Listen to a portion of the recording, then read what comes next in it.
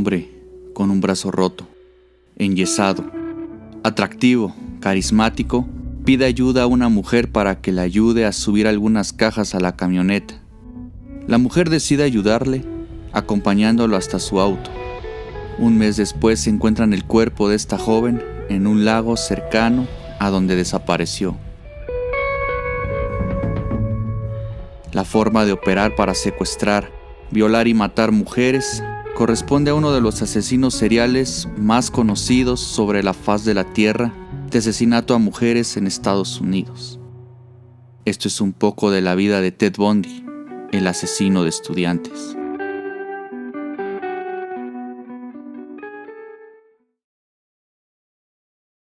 Theodore Robert Cowell nació en Burlington, Vermont, el 24 de noviembre de 1946, hijo de Eleanor Louise Cowell, cuando ésta era muy joven. Su padre fue un veterano de la Fuerza Aérea, cuya identidad permanece desconocida. A Ted le hicieron creer que su madre era su hermana mayor, esto con el objetivo de protegerla de la opinión pública por ser madre soltera, que en aquel tiempo eran mal vistas. Según declaraciones de Bundy, creció en un entorno agresivo, ya que su abuelo era muy violento con su abuela. Cuenta una de las tías de Ted, de nombre Julia, que recuerda un percance bastante perturbador durante la niñez de Ted. Ella platica que tras tomar una siesta, al momento que despertó, se vio rodeada por cuchillos de cocina. Ella dice que Ted solo tenía 3 años y estaba al pie de la cama, sonriéndole.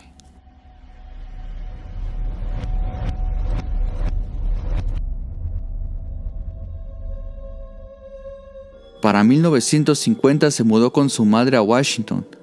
Ella se enamoró de un cocinero del ejército llamado Johnny Culpeper Bundy. Un año después la pareja se casó. Así el pequeño Ted adquirió el apellido Bundy y 4 hermanos más. Pero a pesar de muchos intentos por parte del padre adoptivo para estar cerca de Ted, nunca tuvieron una muy buena relación, nunca fueron cercanos ni había afecto.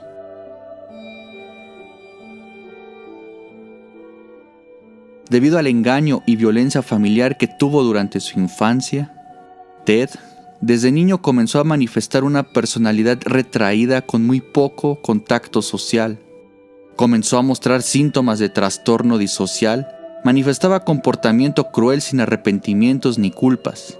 Se entretenía capturando animales, matándolos, mutilándolos y descuartizándolos.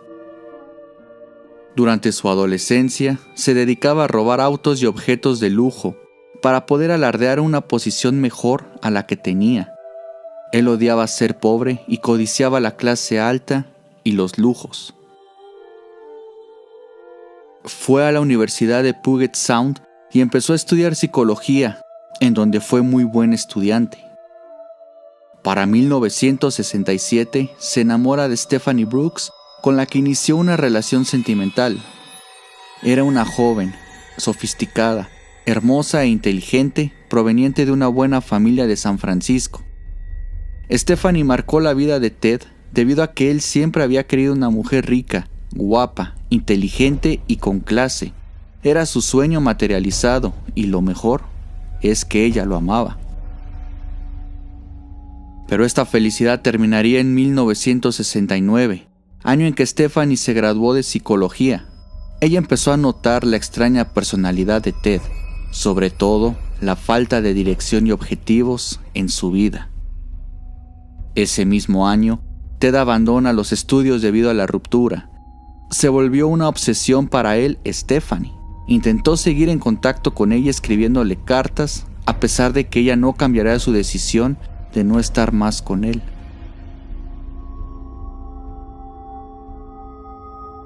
En 1973 se inscribe en la Universidad de Washington para estudiar Derecho. Dicen sus profesores que era un estudiante muy brillante y le tenían una gran estima. Tiene una relación de varios años con Meg Anders, que venía de un divorcio y tenía una hija pequeña. El carisma y buen porte de Ted le hacían ver que era un muy buen partido. Ella sabía que no la amaba, que no quería casarse con ella y que mantenía relaciones con otras mujeres, pero tenía la esperanza de que Ted sentara cabeza y se quedara con ella y su hija.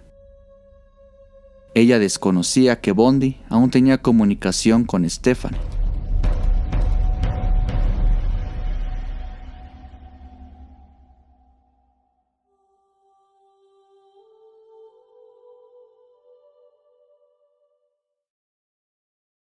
Meg Anders años después sacó un libro en donde narró cómo fueron sus días al lado de Ted, con el seudónimo de Elizabeth Kendall. Esto es un párrafo sacado de aquel libro.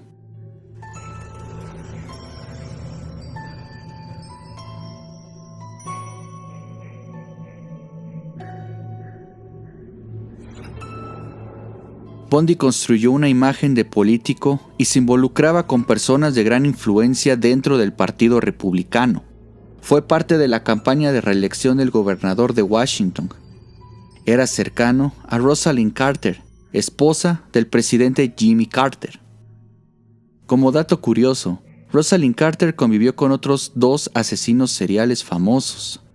John Wayne Gacy, quien escondía los cadáveres de sus víctimas debajo de su casa, y el reverendo Jim Jones, el responsable del suicidio colectivo de Jonestown, en Guyana.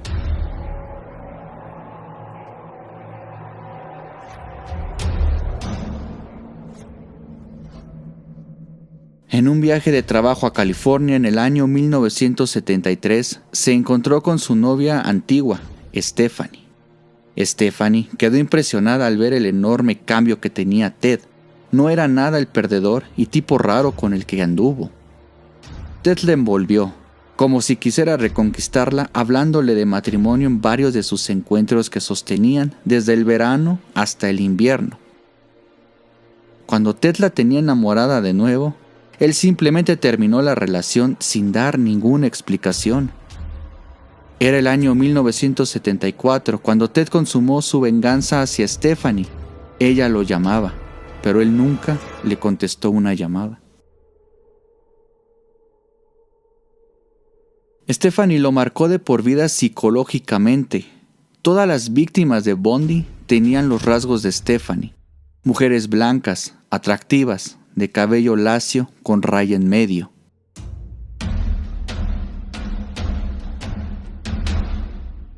El primer asesinato documentado ocurriría en el año de 1974, la noche del 31 de enero. La víctima, Linda Ann Haley, estudiante de psicología de 21 años de edad, estudiaba en la Universidad de Washington, trabajaba con niños con problemas de retraso mental. Ella se encontraba dormida en el departamento que compartía con 4 amigas. Bundy entró por una ventana que no estaba cerrada. Cuando la vio, le dio un fuerte golpe en la cabeza dejándola inconsciente. Después la amordazó y la sacó por la ventana que Ted entró, dejando su cama hecha y el camisón colgado como si ella nunca hubiera dormido ahí. Ted describe el asesinato en tercera persona, como si solo fuera una hipótesis y opinión de él.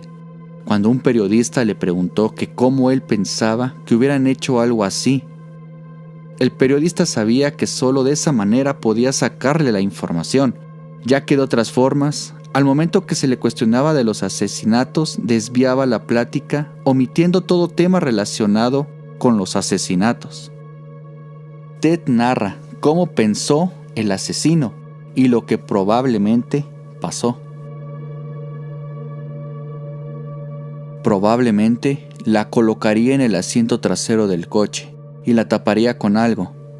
Digamos que decidió llevarla a un lugar apartado que se le acababa de ocurrir. Una vez que llegaron al lugar en el que no tenía miedo de que los escucharan, desataría a la mujer.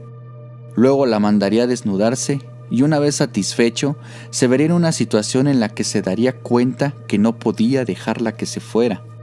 En ese momento sabía que tendría que matarla y quedarse con el cuerpo para no levantar sospechas.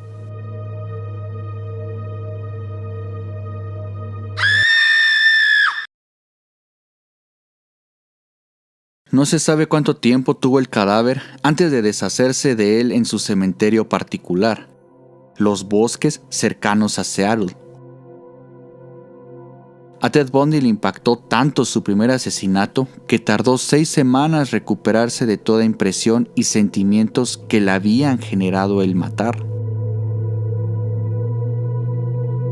Con esto desataría una oleada de asesinatos en la que desaparecieron un gran número de estudiantes jóvenes como Carol Valenzuela, Nancy Wilcox, Susan Rancourt, Donna Mason, entre muchas más.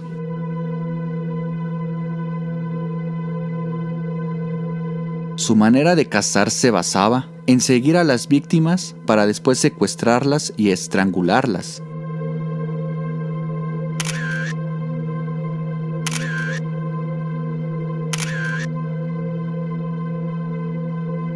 Con el tiempo se dio cuenta que podía manipularlas debido a su carisma y que les resultaba atractivo a las mujeres. Así que también ya buscaba víctimas por la mañana, simulando tener un brazo roto y pedir ayuda para llevar cosas a su auto. Las víctimas eran violadas y descuartizadas a menudo. Llegaba a conservar partes de su cuerpo como trofeos. No era raro que mantuviera relaciones con los cuerpos una vez muertas. Los cuerpos llegaban a tener mordidas. En noviembre del mismo año, 1974, Bundy se hizo pasar por oficial de policía para acercarse a Carol Darronch y subirle en su coche. Darronch aceptó pensando que se la llevaría a la comisaría, pero Bundy paró el auto e intentó esposarla.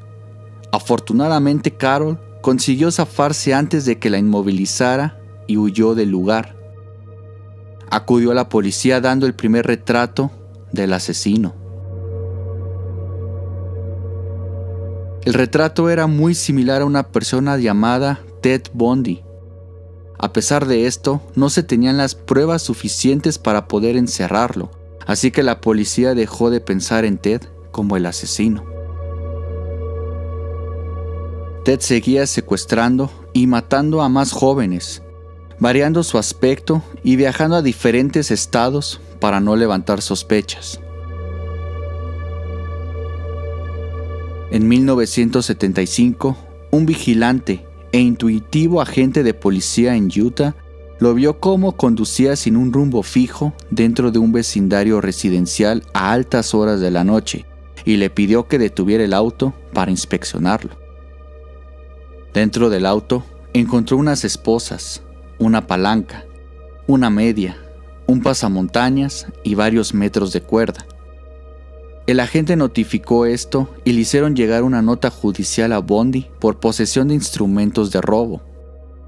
A partir de ese momento, Bundy estaría en la mira de la policía. Ahora el secuestrar y matar le costaría más trabajo y ya no andaría como si nada. Él pensó que no había suficiente evidencia en su contra, pero nunca le pasó por la mente que Carol Darronch, la chica que escapó cuando él se hizo pasar por policía, pidió identificar al sospechoso. En cuanto vio a Bundy, lo señaló inmediatamente, sin dudar, sin titubear. Bundy dijo que no la conocía, pero no tuvo una coartada para el día de los hechos. Durante la investigación al coche en el que fue detenido, se encontraron evidencias que también lo implicaban en la desaparición y asesinato de Melissa Smith y Cain Campbell. Se encontraron cabellos de ambas mujeres y exámenes posteriores revelaron que las lesiones craneales que tenían ambas chicas podrían haber sido por la palanca que Bundy tenía en su auto. Esto condujo a que se le hiciera un segundo juicio con cargos de asesinato. En este juicio, Bundy decidió ser su propio abogado, así que se le permitió salir a la biblioteca para preparar su defensa. Bundy aprovechó el momento para escapar. La policía lo encuentra 6 días después. Para 1977 vuelve a fugarse y esta vez llegó a la ciudad de Chicago adoptando una identidad diferente. Durante esta fuga volvió a cometer asesinatos, atacando a 3 jóvenes en una fraternidad universitaria llamada Chi Omega, de los cuales lograron sobrevivir 2. Mató a Kimberly Leach, una niña de 12 años, después de violarla vaginal y analmente. Finalmente fue detenido en un hotel de Florida cuando la matrícula de su auto fue reconocida. Fue juzgado el 25 de junio de 1979. Se le permitió que ejerciera su propia defensa. Tenía todo en su contra. Había testigos que lo vieron salir de la fraternidad. Había sobrevivientes de sus agresiones, junto con pruebas físicas como las mordeduras en sus cuerpos comparada con la dentadura de Bundy. Con esto fue sentenciado a morir en la silla eléctrica.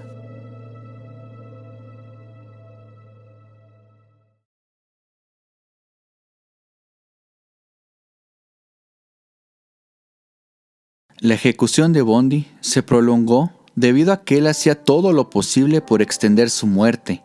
Confesaba más asesinatos. Algunos eran reales y otros solo eran para obtener tiempo en lo que hacían todas las investigaciones. Se le comprobaron 36 asesinatos, pero se sospecha que pudieron haber sido más.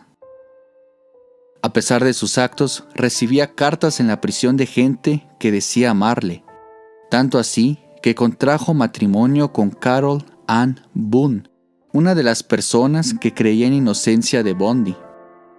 Bundy contrajo una hija con ella. En sus últimos años de vida, sostenía entrevistas con psiquiatras y periodistas en las que narró su vida. Estas cintas pueden encontrarse en Netflix como Las cintas de Ted Bundy. Los exámenes psicológicos arrojaron la habilidad emocional, impulsividad, inmadurez, egocentrismo, complejo de inferioridad, ausencia de empatía, entre otras. Como la adicción a la pornografía con tintes sádicos, los asesinatos a mujeres jóvenes, morenas y de pelo largo hacían referencia a las mujeres por las que se sentía abandonado, su madre y su primer novia, Stephanie Brooks.